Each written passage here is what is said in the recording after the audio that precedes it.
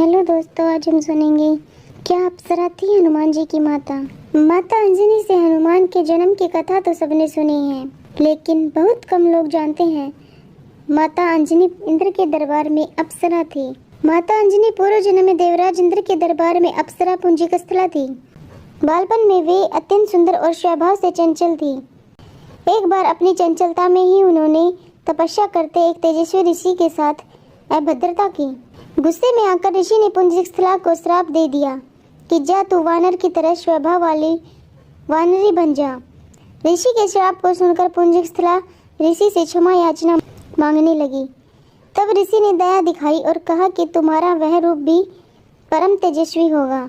तुमसे एक ऐसे पुत्र का जन्म होगा जिसकी कीर्ति और यश से तुम्हारा नाम युगों युगों तक अमर हो जाएगा। इस तरह अंजनी को वीर पुत्र का आशीर्वाद मिला। ऋषि के श्राप से त्रेता युग में अंजनी को नारी वानर के रूप में धरती पर जन्म लेना पड़ा। इंद्र की हजारों सुंदर अप्सरा में से एक थी अंजनी, यानी अप्सरा पुंजिकस्थला। इंद्र ने जब उन्हें मनचाहा वरदान मांगने को कहा, तब उन्होंने हिचकिचाते हुए उनसे कहा कि उन पर एक तपस्वी साधु का श्राप है, अगर हो सके तो उन्हें उससे मुक्ति दिलवा दें। इंद्र ने कहा कि वह उस श्राप के बारे में बताएं, क्या पता वह उस श्राप से उन्हें मुक्ति दिलवा दें। तब पुंजिकस्थला ने बताया कि किशोरावस्था में जब मैं खेल रही थी तो मैंने एक वानर को तपस्या करते देखा। मेरे लिए यह एक बड़ी आश्चर्य वाली घटना थी, इसलिए मैंने उस तपस्वी वानर पर फल फेंकने शुरू कर दिए। बस यही मेरी गलती थी, क्योंकि वह कोई आम वानर नहीं बल्कि एक तपस्वी साधु थे।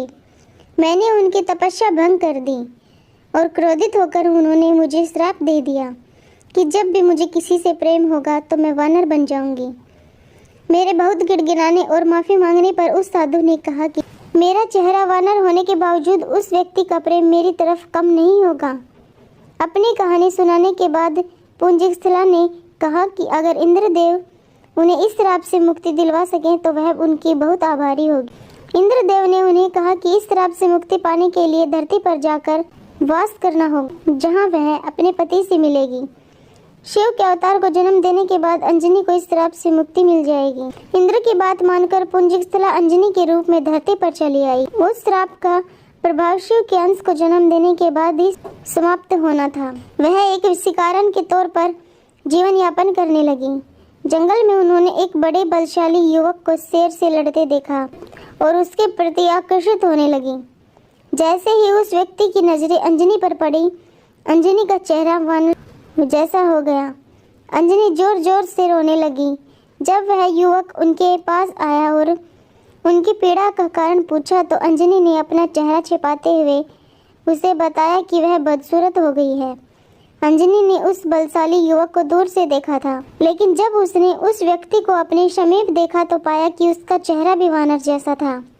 अपना परिचय बताते हुए उस व्यक्ति ने कहा कि वह कोई और नहीं वानर राज केसरी है, जो जब चाहे इंसानी रूप में आ सकते हैं।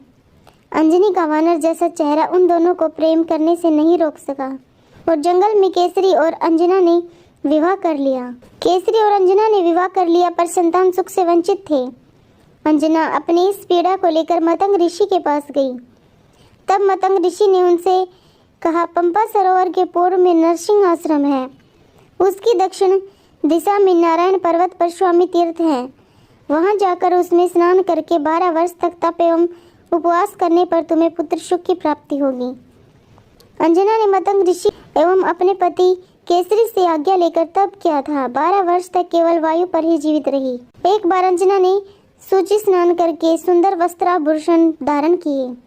तब वायु देवता ने अंजना की तपस्या से प्रसन्न होकर उस समय पवन देव ने उसके कान में प्रवेश कर उसे वरदान दिया कि तुम्हारे यहाँ सूर्य, अग्नि एवं सुवर्ण के समान तेजस्वी वेद वेदांगों का मर्मज्ञ महाबली पुत्र होगा। इस आशीष के बाद वे शिव की आराधना और तपस्या में लीन रही। तब प्रसन्न होकर शिव ने उन्हें वरदान मांगने को कहा। अंजना ने शिव को कहा कि साधु के श्राप से मुक्ति पाने के लिए उन्हें शिव के अवतार को जन्म देना है, इसलिए शिव बालक के रूप में उनकी कोख से जन्म ले। तथास्तु कहकर शिव अंतर्ध्यान हो गए। इस घटना के बाद एक दिन अंजना शिव की आराधना कर रही थी और दूसरी तरफ अयोध्या में अयोध्या के महाराज दशरथ अपनी 3 रानियों के कौशल्या, सुमित्रा और कैकेयी साथ पुत्र रत्न की प्राप्ति के लिए श्रृंगी ऋषि को बुलाकर पुत्र कामेष्टि यज्ञ के साथ यज्ञ कर रहे थे। यज्ञ की पूर्णाहुति पर सोम अग्निदेव ने प्रकट होकर श्रृंगी को खीर का एक स्वर्ण पात्र दिया और कहा, ऋषिचर, यह खीर राज्य की 3 रानियों को खिला दो। राजा की इच्छा अवश्य पूर्ण होगी। जिसे 3 रानियों को खिलाना था, लेकिन इस दौरान एक चमत्कारिक घटना हुई। एक पक्षी उस खीर की कटोरी में थोड़ी सी खीर ले गया और तपस्या में लीन अंजना के हाथ में गिरा दिया। अंजना ने शिव का प्रसाद समझकर उसे ग्रहण कर लिया। वानर मुख वाले हनुमान जी का जन्म त्रेता युग में अंजना के पुत्र के रूप में चैत्र शुक्ल की पूर्णिमा की महानिशा में हुआ। अंजना के पुत्र होने के कारण ही हनुमान जी को आंजनेय नाम से भी जाना जाता है, जिसका अर्थ होता है अंजना द्वारा उत्पन्न। उनका एक नाम पवन पुत्र भी है, जिसका शास्त्रों में सबसे ज्यादा उल्लेख मिलता है। शास्त्रों में हनुमान जी को वातात्मज भी कहा गया है।